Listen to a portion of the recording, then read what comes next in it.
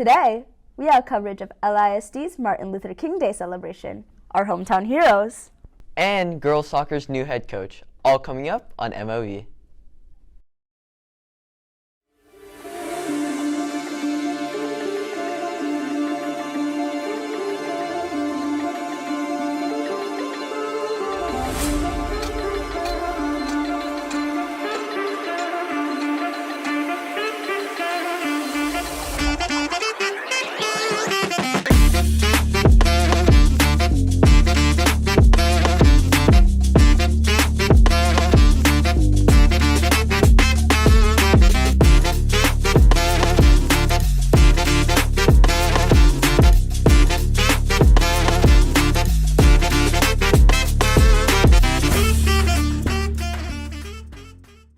Welcome back, Marcus. I'm Abiyato Faine. And I'm Dylan Bucat.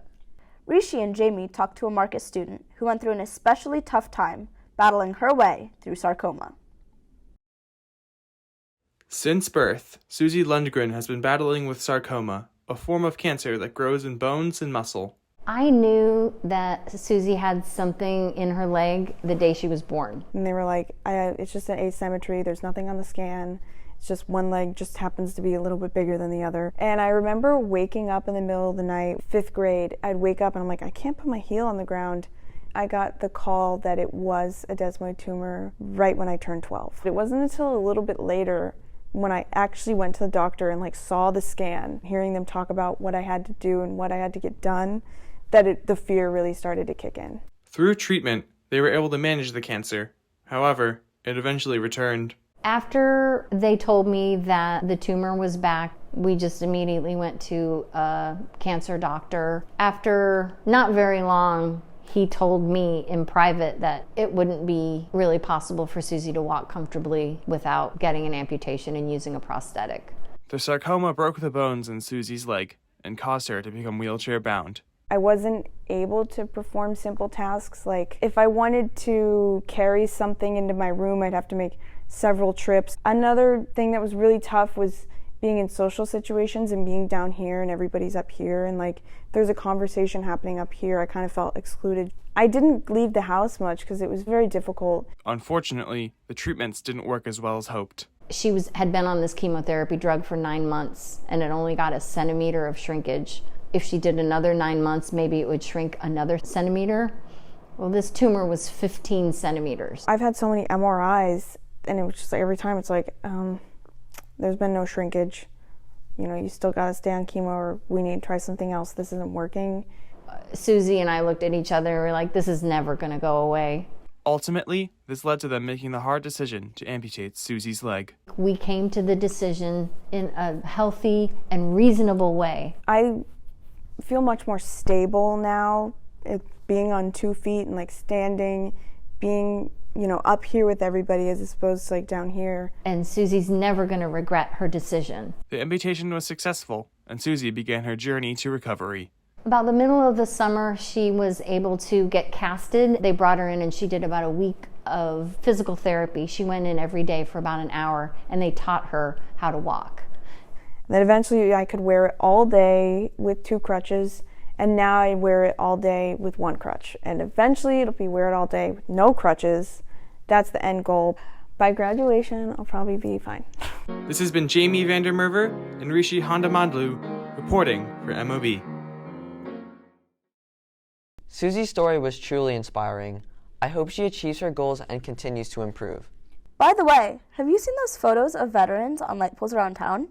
Yeah, but I didn't know much about them, so we sent Anuva and Alexis to check it out.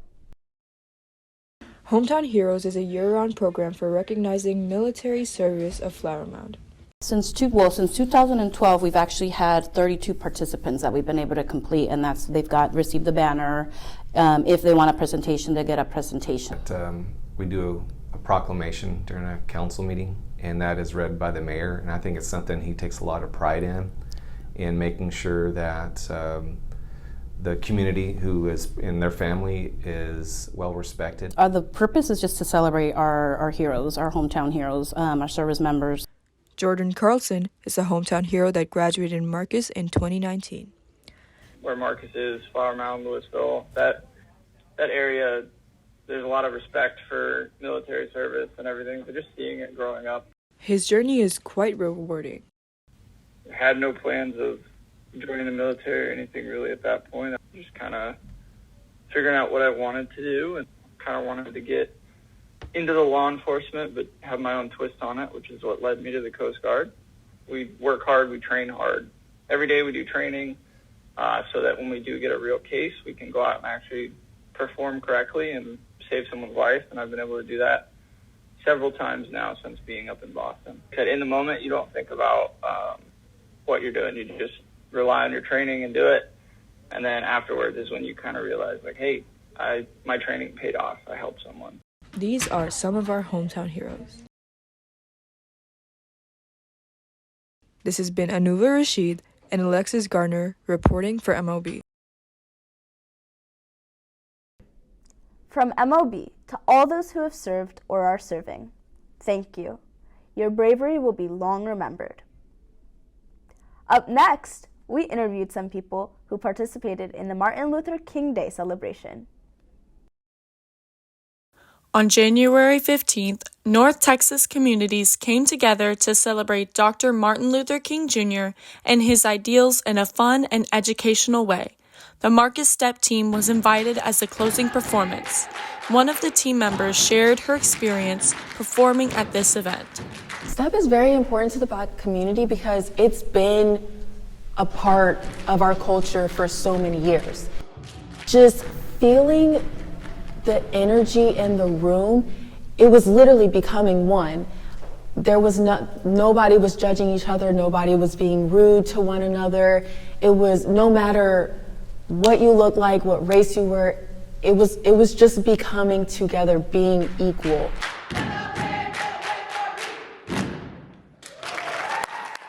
Student awards were also presented for art, photography, and essays. This year's theme was, "It is always right to do what is right." My piece, I did a charcoal drawing of 3 different historical figures who did a lot of civil rights movements in the past. Davis wants people to appreciate and explore the diversity that is depicted within her piece. I want them to be drawn to it, want to learn more about the subjects in it, and there's a lot of value in diversity and cultures that you don't know much about, and it's fun to look at that, learn about it, know more about it. Always good. This has been Campbell Vogler, Kristen Renner, Hunter Towns, and Ali Evola reporting for MOB. Getting to perform there with the Step team was such a cool experience. I can't wait to go again next year.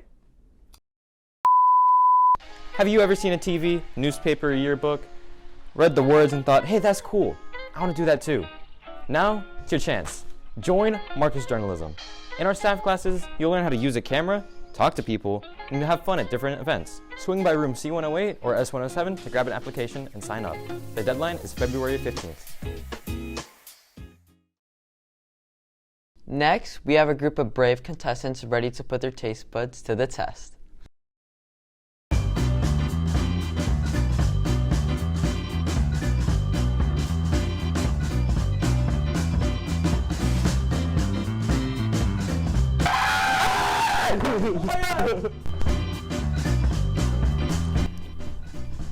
I'm scared. What's 47 times 13? Jenna Ortega. What would you do if you won the lottery? Oh, I would go on a trip. Cheers. I like that one better. Tastes like pickle. I actually think it's bad. If you could meet anyone, dead or alive, who would it be? Abraham Lincoln. Probably Elvis.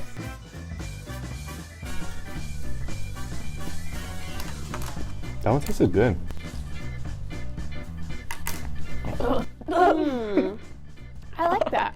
Biggest pet peeve. Yeah, when you're smacking on your food. Close your mouth. Oops. That's not fair. That's not fair.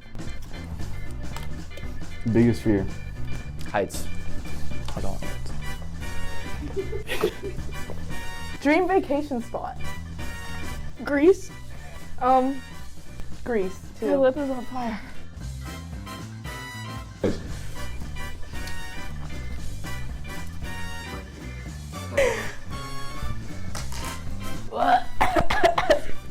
Most embarrassing moment.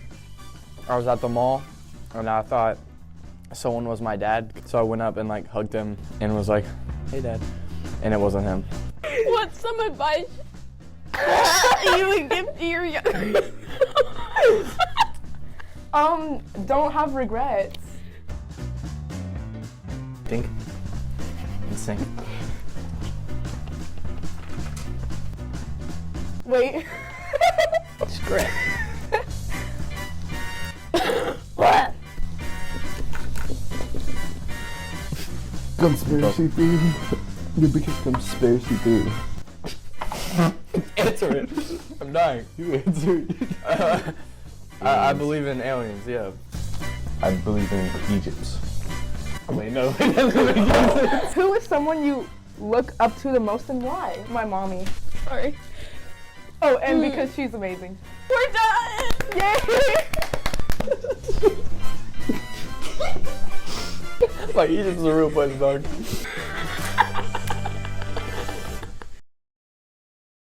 Now that was a pretty heated taste test. The girls' soccer team has a new head coach, but she's no stranger to the team.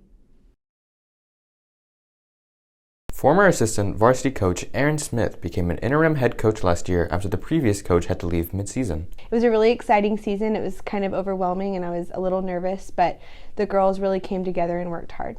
I was already used to her being my JV coach, and she already helped us out a lot, so it didn't feel like that much of a change, I guess. Their season ended up being incredibly successful with a state championship win and a 26-1-1 record, leading to her being promoted to the team's head coach. After we started playing in tournaments and started district play, they saw that they could really achieve a lot of great things, and so because they believed in themselves, that it helped carry us all the way to win. I mean, because of what she led us through, I was like, yeah, she deserves it. I was hoping I would get the head coaching job. It's something that I've always wanted to be, as a head girls soccer coach. I think because of the success that we had, and then I just was able to show that I could handle the job and the workload, that it was mine. It was exciting. Their season has been promising, with the team taking well to Coach Smith. At a recent tournament in Austin, they ended up winning all 3 of their games. She understands us a lot, you know, because she's just known us all for so long. We've got a lot of returners from last year and then also a lot of new faces with the program. So it's been cool to see how everyone's gelling and meshing together. While following up last season may seem daunting, the team is confident that they're up to the task. The bar is set really high, especially after coming off of a state championship. This program has had a long tradition of success and excellence, and so the pressure is definitely there, but it's something that I'm up for, and I'm ready for the challenge, and I think the girls are too. I think something that we've really focused on this year is that last year has no bearing on the outcome of this season, and so we have a fresh new chapter ahead of us, and we have the pencil in our hands. Our fate's up to us. We have a really good chemistry, and I just can't wait to see what we do this season. This has been Christian Urea and Gioka Ball reporting for MOB. Well, that's it for today, Marcus. I'm Abiata Fainan. And I'm Dylan Bucat. But before you go, we asked people about their favorite conspiracy theories. What is your favorite conspiracy theory? My favorite conspiracy theory is the conspiracy theory about how Princess Diana was killed by the royal. Yeah, and it was staged. Obviously it was staged. That Helen Keller was fake. The Helen Keller conspiracy theory. Because it just doesn't make sense. Didn't she fly a plane? Yeah, she did. That doesn't make any sense. I don't know, I'm just gonna say the Bermuda Triangle. Probably the John F. Kennedy theory. But the video, his head shoots back and it's not forward. Probably the theory that the government controls the weather. Paul from the Beatles is not really himself. He was replaced. That the government replaced Kanye West. That the Illuminati is real. I gotta say the Illuminati.